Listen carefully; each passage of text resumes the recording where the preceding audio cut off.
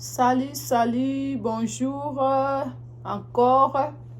Balandignon sur AD Smile TV. Moi, votre humble servante pour vous servir. Nazawana kaka toujours. Koyana ba sujet na ngai. Oyo ndenge na lobaki la fois passée que ngai mingi nazolobela na makambo oyo zo salema awa oyo zo leka awa na mboka na biso na ba pays étranger bisika toye. Parce que oyo toye kokuta na oyo toyoka eza ndenge moko te. Nasepeli kopesa merci na bandeko oyo nyonso balandaki ba video na ngai oyo tosalaki bopeto ya mwasi. Napesi merci na bandeko nyonso oyo ba likeaki, ba shareaki, ba salaki ba comments na bango. Ndeko Elda, vraiment merci beaucoup. Yannick Okito à partir du Canada, merci beaucoup. Sephora Moubiaï, merci beaucoup. Naba mususu pe ba komela kinga ba message, na pesi bino merci Myriam. En tout cas merci parce que vous m'encouragez na continuer. So si je na ngai ya lelo mingi na ekolobela eza motuna pe ngai na kopesa suggestion na ngai. Est-ce que eza mabe to malamu kosalisa famille élargie? À partir à awa, est-ce que ça m'a bé kosalisa famille élargie na biso pe famille restreinte na biso? Est-ce que ça m'a bé? Yango wana sujet oyo na ekolobela mingi na mokola lelo. Pona bandeko o mususu peut-être akoyoka lingala malamu te. Je suis venu juste pour parler d'un sujet. Mon nom c'est Andrea, ma chaîne c'est AD Smile TV. Je suis venu parler d'un sujet. Est-ce que c'est mauvais d'aider la famille élargie? Peut-être tes oncles, tes tantes, tes grands-parents. Est-ce que c'est mauvais d'aider tous ces membres de famille quand il y a un peu de moyens ou tu en as encore plus? Ou peut-être tu n'as même pas trop de moyens, mais c'est parce que tu es à l'étranger, tu es en Europe, en Asie, en Océanie, en Amérique. On te considère comme si tu as déjà trouvé de l'argent, tu as les moyens d'aider tous ces membres de famille. Est-ce que c'est vraiment, tu dois toujours le faire, c'est obligatoire ou bien c'est volontaire? C'est ça ma question d'aujourd'hui. Vraiment, comme mon émission c'est plus en lingala pour les gens qui écoutent lingala, mais j'espère que vous allez comprendre. So yango wana na ekolobake makambu oyo biso to ekokuta awa, vérité oyo to ekomona awa yango te to banda koyoka. Parce que ba banda oyebisa biso na poto kuna bafutela batu bandaku, bakopesa onda kozofanda soko komi, bako loger yo, bako biloko kolia eza ofele, net que bando ke na place mongo bona boutique ozuno biloko kolia olie na yo ndengo lingi ou bien ozu provision so qui a un mois, so qui a semaine na ebitende nini ba ndenge to banda koyokela. Alors que tant toye awa makambwana eza na ngobongo te. Net biso mutu toza na Amérique na kenda na Europe te, na ebi vi na bango ndenge eza kuna te. Ngai awa na Amérique en tout cas na monte esika bazo pesa biloko ya ofele. Eza na biloko mususu ba pesa ka me biloko ngo eza penza biloko oyo ta mususu o CPA na ona ngote. Peut-être bana lokola bana bakenda classe ba message déjà ko liali ya ba biloko wana me biso ba mususu to koka na biso ngote. Et alors tant toye to komona ke ndenge Bible lobi okolia la motoki na yo. C'est par la sueur de ton front que tu vas manger. Ici en Amérique, c'est comme ça. Si tu ne travailles pas, tu ne manges pas. Si tu ne travailles pas, il n'y aura personne qui viendra t'aider pour te payer ton logement, pour payer te donner l'argent pour que tu sois vêtu. Vraiment, tout ça, toi-même, tu dois travailler. Peut-être le premier mois, là où tu es venu, on t'a logé gratuitement, tu as mangé 2 mois, 3 mois, 4 mois, 5 mois. Mais quand tu commences à travailler, tu te prends en charge toi-même. Tu prends ta famille en charge toi-même. Et alors qu'au pays, là où nous avons laissé nos cousins, avant de quitter, on les avait dit que, oh, vraiment, si je pars, il ne faut pas vous en faire. Je vais commencer à vous envoyer l'argent, je vais commencer à vous envoyer la nourriture, je vais commencer à vous envoyer les vêtements. C'est comme si on s'est mis la corde au cou nous-mêmes par nos paroles. Avant de quitter le pays, on a promis aux gens, oh, ne t'en faites pas, moi je vais commencer à payer ton enfant les Minerval, tout ça, tout ça. Il y a les gens qui ont fait ça. Il y a les gens même qui ont dit, oh, moi je ne t'oublierai jamais. Chaque mois, au moins, je vais t'envoyer quelque chose. Maintenant, en arrivant ici, en venant ici, on voit que toutes ces promesses, on n'arrive pas à les réaliser. Alors, les gens qui sont restés nous trouvent que nous sommes des menteurs. Oh, depuis qu'ils sont là-bas, depuis qu'elle est partie, elle ne m'envoie rien. Elle était mon amie ici, mais elle ne m'appelle même pas, elle ne m'écrit même pas. Vraiment, yango na ekolobe là. Est-ce que tangu yo ye awa ndeko na ngai mwasi to mobali? Parce que mo mususu eza po ye alaka kite me ye moko tanga ye awa azo kumisa ke ngai na ye ko pona libota na ngai toza famille ya ba pauvre. Ngai nde siko tangu na ye awa fonga na sa famille na nga na bimisa bango na bobola fonga fe na travailler dur. Au moins azo travailler pe na dur. Pona bandeko na ye, pona ba parents na ye, pona ba famille na ye. Alors ngai tant que mutu na ya ko raisonner da et na raisonna ki na lobaki ah est-ce que le kambo to koki ko lobela ngote ba tumsu ba pesa pe ba suggestion na bango. Parce que ngana pona ngai na e komona ke c'est vrai nzambe apambolaka batu pe na libota koko pambola mutu songolo pakala po asalisa baninga. Mais tant que bota makana libota papa mama boti bana na e biso bana tant que koli font un retour to salisa ba papa na biso tant que ba africain. Je parle tant que africaine. To salisa ba boti na biso to salisa pe bandeko na biso. Tango so salisa papa na yo, mama na yo, baleki na yo, bayaya na yo, bobotami na bango libumu moko, soki boza papa moko, tamusu boza mama moko, eza mabete. Na niveau oyo kokokela, ba obligé yo pete. Mais tozo mona na ba famille, oza même na bandeko oyo ba komi mikolo. Ba komi mikolo na âge à partir à 20 ans mata likolo ba musu 30 ans. Mais ya azo tiaka kelike ne pa na yo. Azo tiaka kelike anga na sa ndeko na nga saka na poto, chaque fois kozanga asengi yo abengi yo yaya. Yo bien leki na nga sunga nga na zangi mikolo piaka moete piaka ezobeta nga. Tamso kangisi mwa 200 otindeli. Mais mutu wana azo tindela mbongo azozwa même pas makanisi. Ya koluka te eloko moko bo asala. Ya koluka ta koteka po azala na moyen ke soki azala na besoin ta ya eloko moke ye moko koko misalela. Yo nde muto mesanisi bango. Yo nde biso boto omesanisa bango bongo. Parce que soki olakisi ke ngai na kokoka koliesa ote banda lundi ti samedi na kokolie sote lundi ti dimanche na kokolie sote mwa mobimba yo komizwa te omitia net yo za nzambe te yo sambela bisika libota no esali bandeko no basali nzambe wana apambola mpe bango na mukie oyo kozwa okoki ko aider. Mais soki okomi kotia yango net yo nde ke ngai soki na pesi te bako vivre te oza nzambe te pe kotikala kozala nzambe na bango ya libota mobimba te.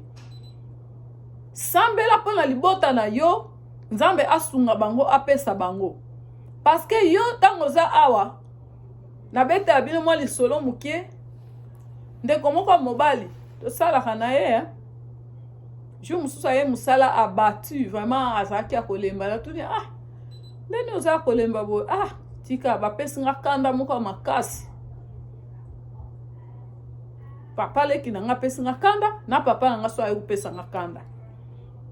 nde lokola azalaki na moral ezalaki bien te avandi na ye. Alors que ndeko wana awa nanu toza na Amérique awa aza na problème ya voiture. Voiture asombaki moteur ebebi, fala bongisa moteur, ake nango po babongisa babike fa pesa $8,000 po babongisa moteur wana. Siko tan wana nyonso avandaki azali su na musala te. Azalaki na musala te, abandaki ne kaka kovanda ti aye kolusenga nga vraiment na luka musala epa na bino, mais na kosala ngo tindela nga lien makambo nyonso na la appliquer. Mais yo olobelaka nga nasalaki yango ti baye kobenga ye pa bando sala. Telefone même oyo azosalela adefaki yango kodefa. Ntango mosala esili afuta su te bakati ye telefone, akomi kaka kosala na internet ya ndako. Donc soki obengi efo bengeka na WhatsApp. Nde alala na ye boye papa leki abengi ye.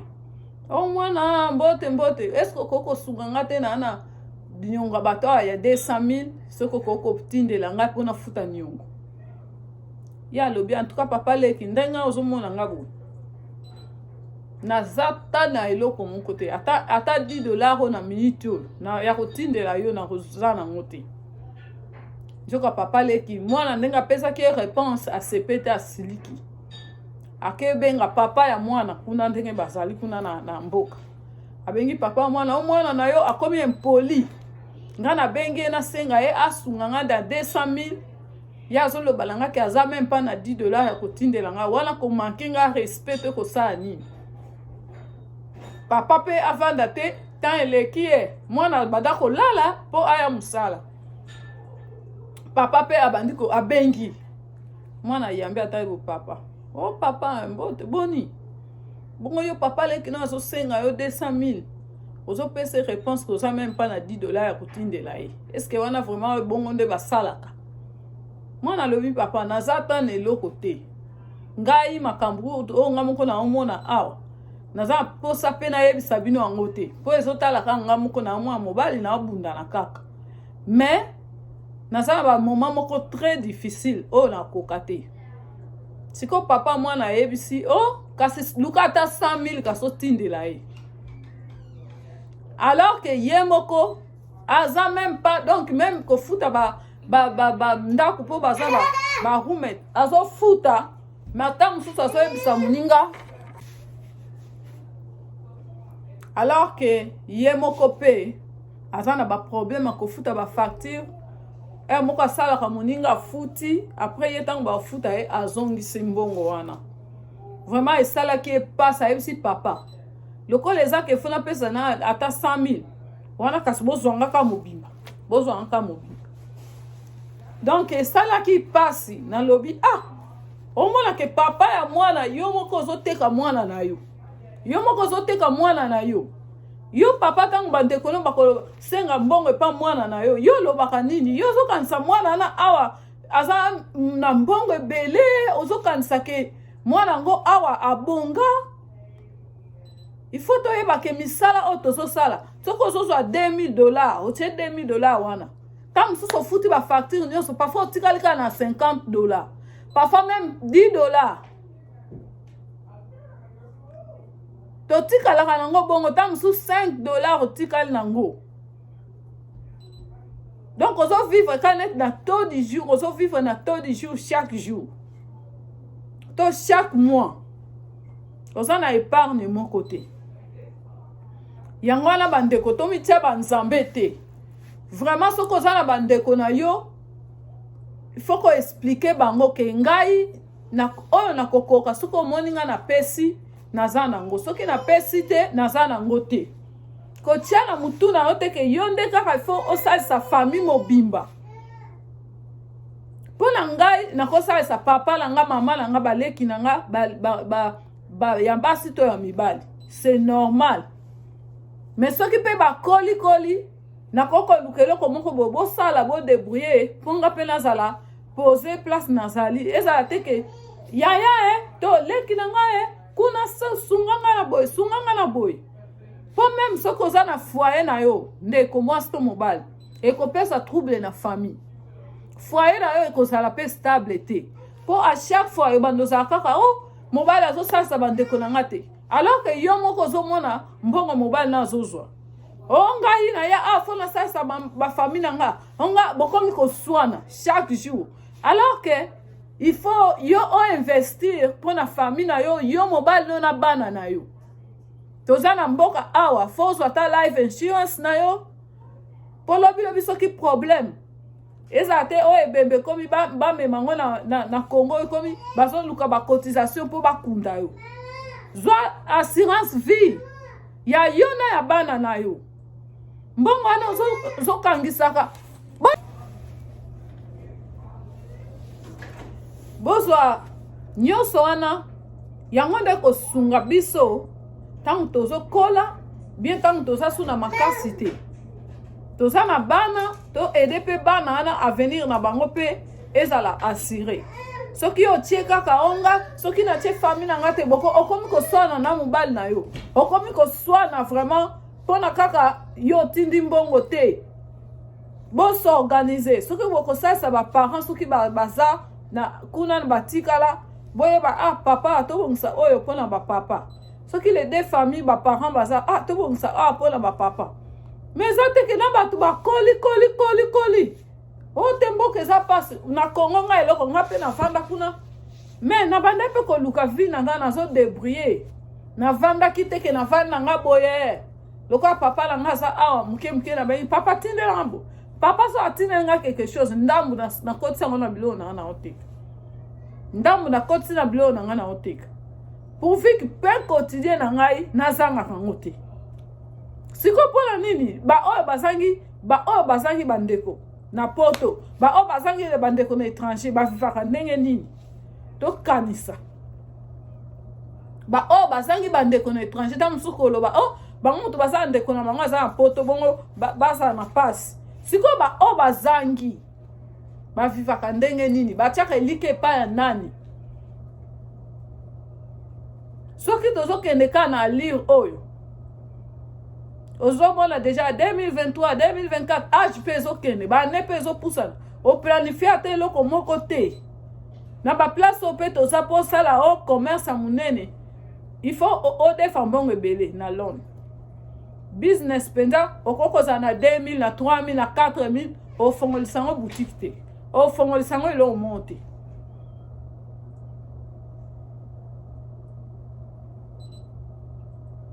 c'est comme un sujet que yo maman biso basi surtout biso na yo ça ba problème ozo sunga famille na nga te famille na nga eloko moko te bandanga na ya awa na libalo yo ngai famille na ngai bana bazozwa eloko te nazo salisa bango te mais famille na yo eza bana na yo famille na yo eza mobali na yo po soko ozwi problème place oza wana ata mama na aza kuna to leki na aza kuna akoya mbango ate po asunga yo soki mpe ozosala lisusu te na ndimi te bango bakozala na susi makasi bakoyoka kaka ozosala su te mikolo mpe babengo su te babengo te bapele katani bandeko tososola vraiment tokanisa nini oyo tosala mpona avenir na biso lobi na biso ezala malamu tokoti mpona famille élargie oza na bacousine napekisi te osalisa bango soki makoki eza oyo asengi mwa aide osungi oyo asengi mwa aide soki oza nango te ngasi place na ezobetela se te soki oza nango te koboma nzoto na yo te même nzambe azomona motema na yo ke oza na posa ya kopesa me makoki ekoki te oza na posa osalisa me okoki te biso nyonso tozalaki na baka wana ntango moto asengi ngai do nazotia kaka programme oyo asengaki nga na 50 nakopesa 50 oyo kuna mpe asengaki nga 50 oyo kuna nakoki kodepanse na nga mpe mbongo kaka bo $1000 nakaboli bato ta 5 to 10 ekei nango mpe bato wana eza teke ntango opesi bakende baluka to eloko moko bakeka bagaspie mbongo Ba gaspiller mbongo basana ngo pe eloko malonga te. Petango tindeli bango ngo pe ezate ke bako bengo tozi mbongo yo muto koya benga bango susu. Okomi komi tunza bongo ona tindi est-ce que komaki? Est-ce que bazui? Bango bakoya ko bengo wana das a utiliser mbongo. Asale déjà lié. Après bengo nazwaki mais eza jour ya zwaki te jour o mususu eleki ta musu 3 jours ta musu 2 jours mega eza donc esilaki mais tango lakaki kolingo tina mbongo mikolo wana to batana bando tina yaya nini yaya naozela okomona unité na ezali mega na ezali tango yo tindi mega nyonso pe esili nango oyo pe otindeli wana ekokosomba mega te ekena na makambo mosusu. Bandeko faut réfléchir. To bondela pona mabota na biso pe bango pe ba pambwama. Bango pe bazwa ba opportunité. Parce que ba mususu ata balobaka ngai Joseph a famille. Ngai na Bible na mona ki Joseph ngona tanga pe Bible. Ngai mona sexa na ngaba.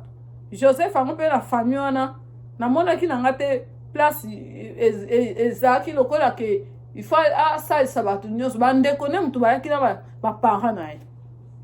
Na papa na ye bandeko ne propre onano babotami na bango mama moko papa moko na bandeko kote ya papa na ye bango ne mutu bazalaki wana ntango akomai mokonzi bango nde mpenza asalisaki liboso mpona kotala ke koloba ke tu ne peux pas aider toute la famille toi seul.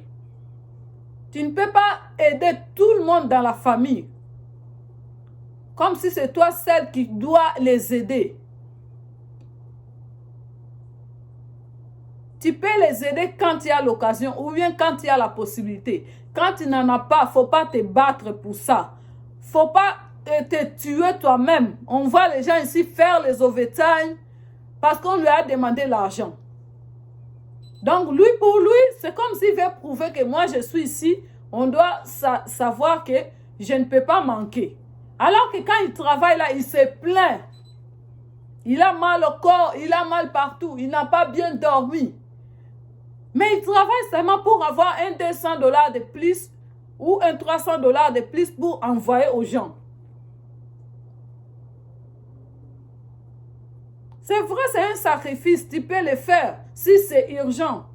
Mais si ce n'est pas urgent, il y a les gens qui disent « Oh, ici vraiment j'ai faim, je vais mourir. » Oh, un grand homme ou une grande dame, plus de 30 ans, qui ne veut même pas débrouiller, qui ne veut même pas faire quelque chose. Mais il va attendre l'argent qui vient de l'Europe ou d'Asie, d'Amérique, de l'Océanie pour manger. Ça, c'est encourager le mal. C'est encourager le mal. Si au moins tu as tes enfants ici, travaille pour tes enfants, l'avenir de tes enfants. Travaille pour l'avenir de ton foyer. Que ce ne soit pas un sujet de dispute à tout moment avec ton mari. Oh non, tu n'aides pas ma famille. Moi, ma famille souffre.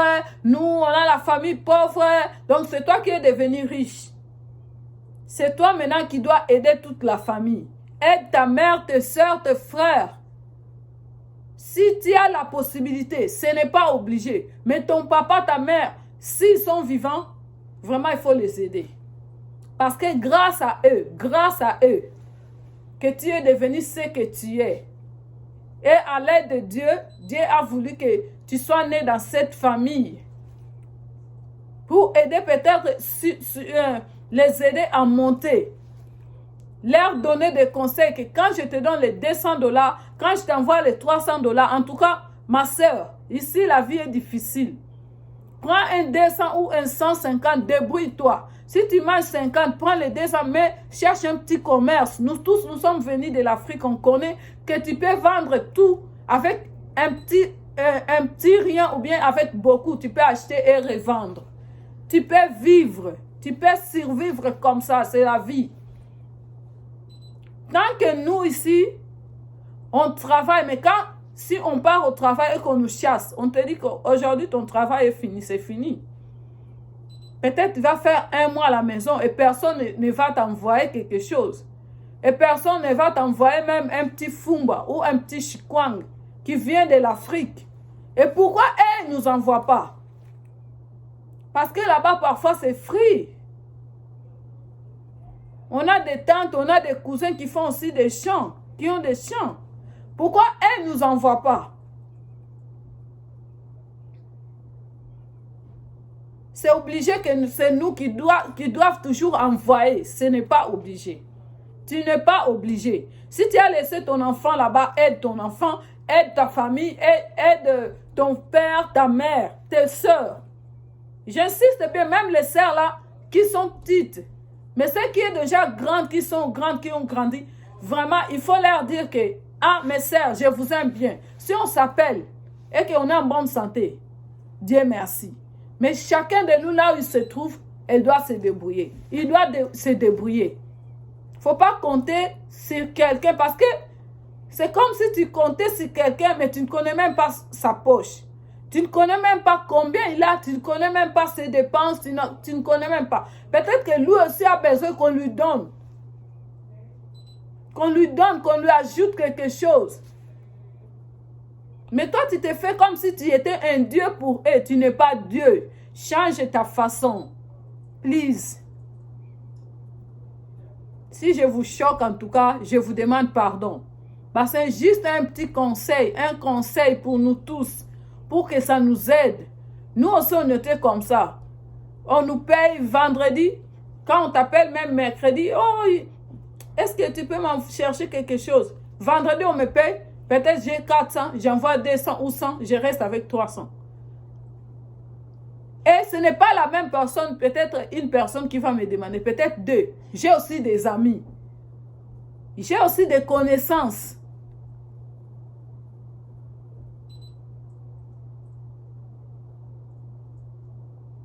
Si tu as un bon cœur, tu vas aider. Même 10 $, 20 $. Mais nous savons, nous tous, que quand tu envoies un 20 $ au pays, et ils ne vont pas accepter. Ils vont dire que ça, c'est négligé. Ça, c'est se moquer de moi. Comment ils peuvent m'envoyer? Comment ils peuvent m'envoyer 20 $? 20 $, c'est quoi? Alors, quand tu cherches à envoyer 100 $, 200 $, toi-même, tu as combien? Toi-même, peut-être, tu as des dettes à payer, mais tu n'as pas payé à cause de te faire voir dans la famille.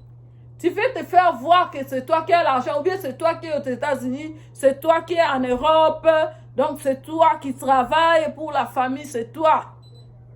Ma soeur, tu vas te tuer toi-même. Mon frère, tu vas mourir comme ça. Et eux vont rester. Parce que le travail dur qu'on fait ici, normalement, on doit être en paix. On doit se reposer beaucoup.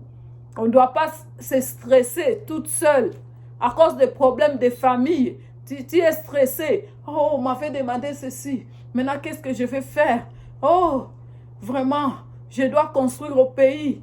Vraiment, tout le monde construit. Oh! Imagine un peu si tu étais au pays. Tu allais avoir une maison? Non. Peut-être non. Peut-être pour les autres, oui. Si tu étais toujours au pays là, tu n'allais pas manger. Parce que c'est toi celle qui est ici, à l'étranger. Maintenant, quand tu étais comme eux, vous tous, vous étiez là. À qui est-ce que vous comptez? Vous comptiez plutôt. Tout le monde comptait sur Dieu. De la même façon, eux, s'ils vont compter sur Dieu. Ce n'est pas en vous ou à vous de vous prendre comme si vous étiez un Dieu.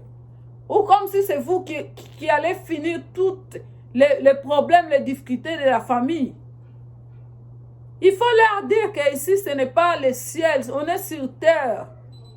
On est sur terre, c'est la terre, c'est seulement on a changé le continent. Mais je suis sur terre comme vous me voyez. Parce que si j'étais au ciel, vous n'allez plus me voir. On n'allait plus causer encore. Il faut leur expliquer la vie d'ici. Il faut leur dire plutôt prier pour moi, que Dieu me donne la force. Si vous me voyez en vie ou en force, remercions le Seigneur. Que le Seigneur me donne la force de travailler, parce que ici c'est ça, le travail. Comme c'est encore le travail des gens, tu n'as pas le choix. Quand c'est l'heure d'aller travailler, c'est l'heure. Tu ne peux pas aller en retard. Tu ne peux pas faire de bêtises. Mes chers amis, je vous aime beaucoup. Si ça vous a choqué, vraiment, je vous demande pardon. Mais c'est juste un petit conseil. Un petit conseil qu'il faut vraiment suivre. Ça, c'est mon avis, comme j'avais dit au début. Si vous avez aussi votre avis, il faut me donner, il faut écrire, il faut liker, il faut share cette émission. Que les gens puissent suivre, il faut s'abonner.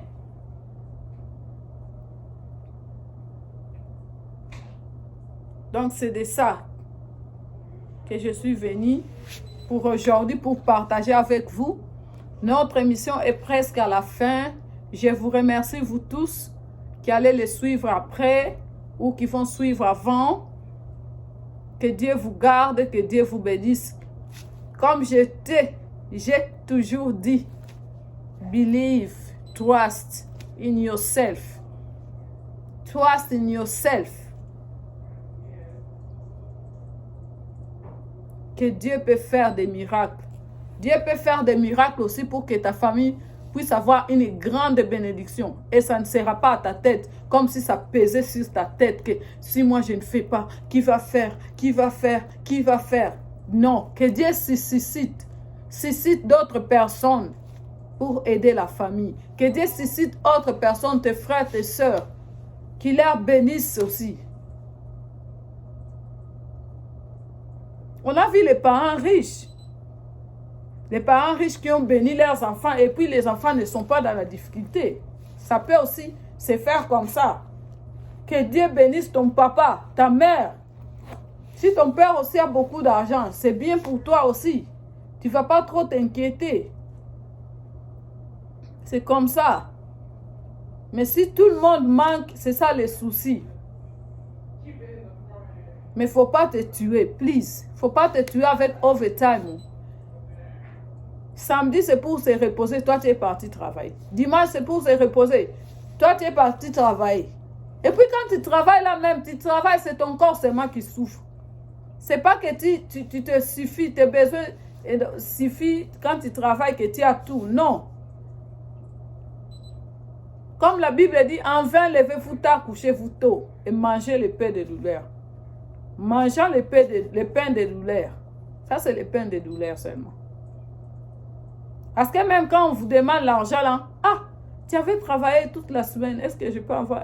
Je n'ai rien, 0, 0. Donc, il faut te reposer, il faut prendre ton temps pour toi-même aussi. Il faut prendre ton temps pour te relaxer. Please, prends ton temps pour te relaxer.